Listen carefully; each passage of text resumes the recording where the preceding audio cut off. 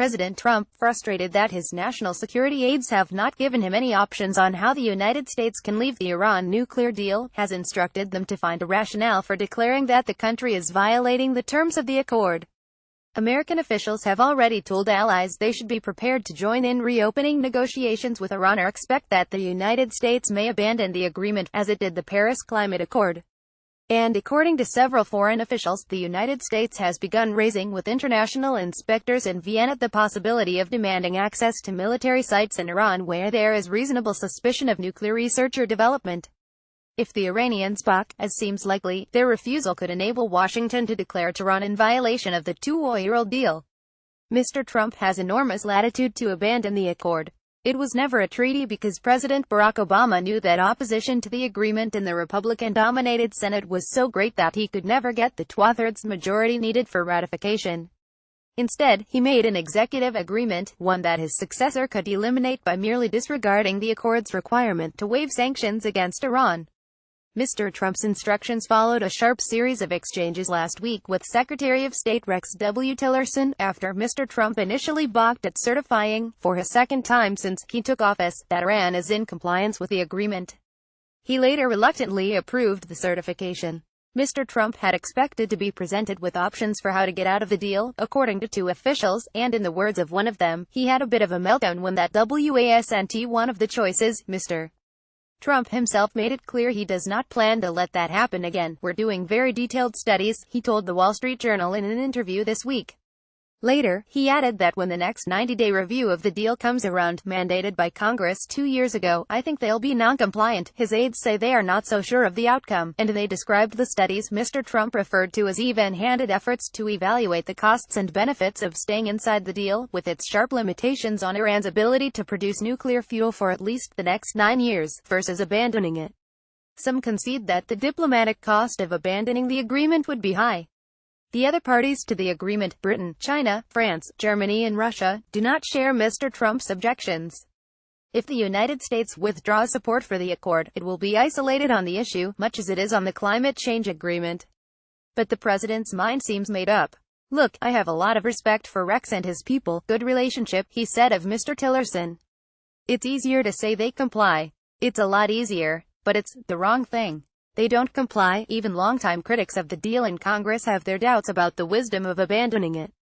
In an interview this week with David Ignatius of The Washington Post, the chairman of the Senate Foreign Relations Committee, Bob Corker, Republican of Tennessee, strongly suggested that this is not the moment to abandon something that is largely working. "What I say to the president, and this is what Tillerson, Mattis and McMaster say," said Mr. Corker, referring to Defense Secretary Jim Mattis and the National Security Advisor, Lt. Gen. H.R. McMaster, "is that you can only tear the agreement up one time. Right now," he added, "it's not like a nuclear weapon is getting ready to be developed. Absent any urgency," he argued for a more nuanced approach. "Radically enforce it," he said of the deal, demanding access to various facilities in Iran. "If they don't let us in," Mr. Corker said, "boom." He added, "You want the breakup of this deal to be about Iran. You don't want it to be about the U.S. because we want our allies with us." Mr. Tillerson, he said, ultimately wanted to renegotiate a deal that would stop Iran from enriching uranium forever, a concession it is hard to imagine Iran ever making. Some version of Mr. Corker's radical enforcement is essentially the strategy that national security officials have described in recent days. They deny they are trying to provoke the Iranians. Instead, they say they are testing the utility of the accord so they can report back to Mr. Trump about whether Iran's interpretation of the provisions of the agreement, and its separate commitments to the International Atomic Energy Agency, would pave the way for international inspectors to go anywhere in the country. That probably sets the stage for some kind of standoff. Iran has long said that its most sensitive military locations are off-limits.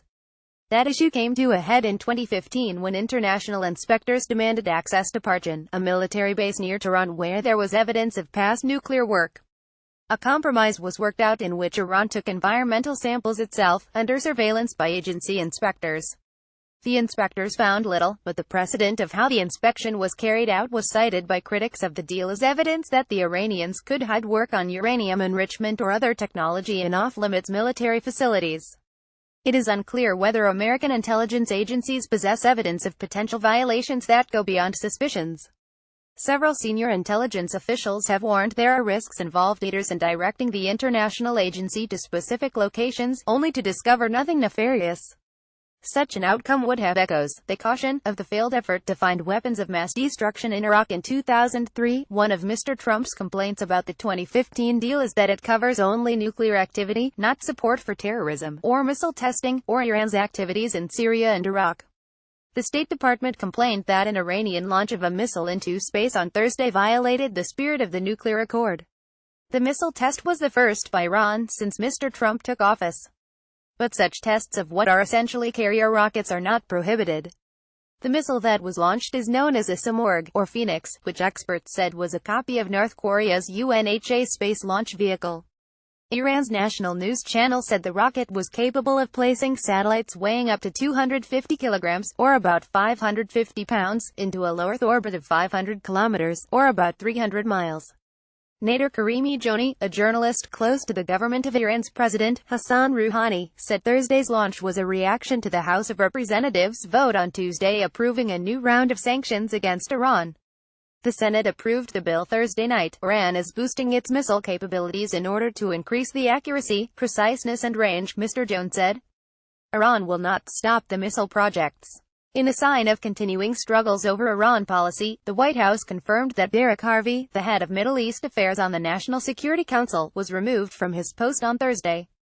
No explanation was given. But Mr. Harvey was known to be especially hawkish about Iran's role in the region, and he was appointed by the previous National Security Advisor, Michael T. Flynn.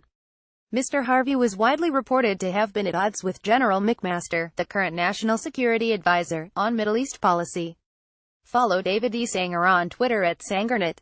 Thomas Erdbrink contributed reporting. A version of this article appears in print on July 28, 2017, on page A6 of the New York edition with the headline Trump looks for way to find Iran in violation of accord.